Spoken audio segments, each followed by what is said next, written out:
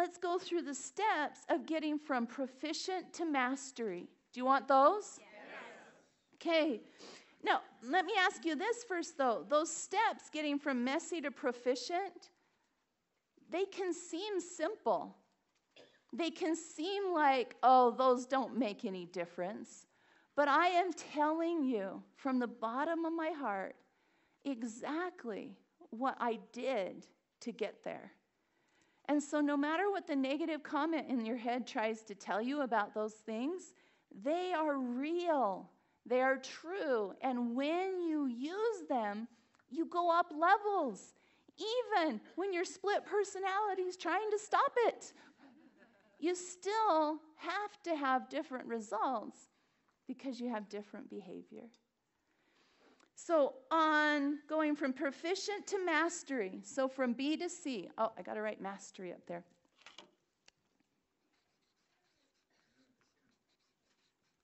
So going from proficient to mastery, these are the things, and remember, they're not in a certain order.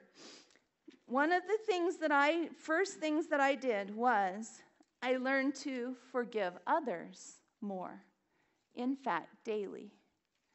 So from 1 to 2, I was working on forgiving self daily. From 2 to 3, I've been working on forgiving others daily, allowing people to be on the journey they're on. Because I look around this room, and every person I see here is on their own journey. You're on your own path. No two people are on the same path. Even if you're married to them, you aren't on the same exact path. We're each on our own journey. And when we can allow other people to make mistakes, so we got to learn to let ourselves make mistakes and let other people make mistakes and forgive them. So I would forgive others how often? Daily. Forgive others daily. The number 2 on this one is to record what you're doing. One of the negative comments that was in my head back when I was messy is I would have times in my life where I learned something really cool. And I had this negative comment. It was like a script in my head that said this, oh, don't write that down. It's too sacred. And so I have whole chunks of learning in my life that are gone. They're totally gone because I believed that voice in my head. Don't believe that one. You guys, writing things down is powerful. It's powerful. When we write down negative things, we can then take them and shred them or burn them. Don't keep the negative. Teach your brain what you want it to focus on. You have to teach your brain. Your subconscious is like a little child that needs to be taught how to behave. And it doesn't mean that we're mean to it. It means that we lovingly nurture it and teach it what to focus on. And so I've noticed several of my mentoring clients recently that I've had to go back and teach them again how to write down things they're grateful for, how to write down good things that happened during the day. And it's so funny because I'll text them and I'll say, okay, did you write something good that happened to you today? And they're like, well, what would you consider good? And I'm like, are you serious? Okay, let's teach you what it even means for something good to have happened.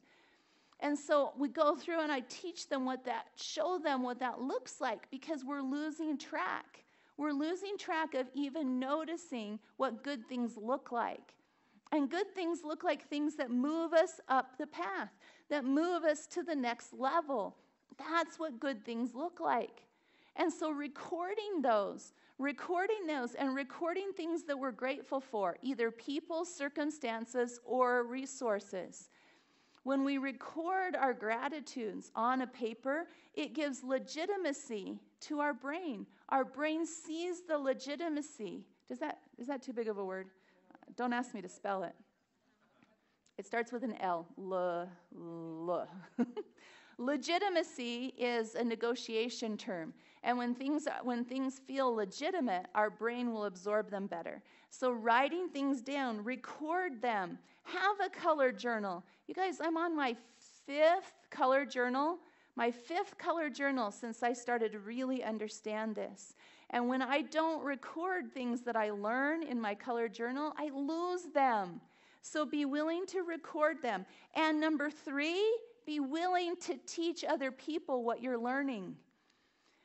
One of the secrets to the power of mentoring is that when you're mentoring other people, you're also helping yourself because you're teaching them what you've learned. At the frying pan class, maybe 3 frying pans ago, I taught them this concept that when you want to have new inspiration in your life, you have to be willing to learn something, then turn around and teach it to somebody else, and then be ready for the new inspiration that comes. Expect the new inspiration.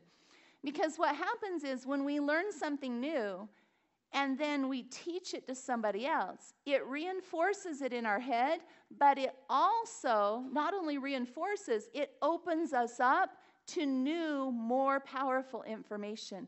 That's how we go up levels of inspiration, is through learning, teaching, and then being ready for the next learning. And then you teach again. You teach somebody else. And so when I was going from proficient to mastery, I got more mentoring clients. I decided I want to mentor 10 people at a time. And then I went to 15 at a time. And then I said, okay, now I want to do group mentoring. And I started doing group mentorings. So I've done group mentorings. I'm on my 8th group mentoring. And I still mentor 15 individual mentoring people at a time. And I do this, and I schedule appointments. And in the beginning, if somebody didn't show up for an appointment, I still held the mentoring appointment by mentoring me. It's a very powerful thing to do. If you schedule a time on your schedule, and that's a mentoring appointment, if somebody, for some reason, doesn't come, you still hold that by mentoring yourself. And I have learned some very profound things in those times where somebody didn't come and I mentored me.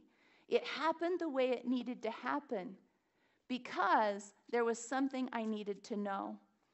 So record. Okay, I guarantee you when you hold mentoring appointments with other people, you will learn things as they're coming out of your own mouth. Let me say that one more time. You will learn things as they're coming out of your own mouth. You will. If you don't record them after the appointment, you will lose them. So be willing to record.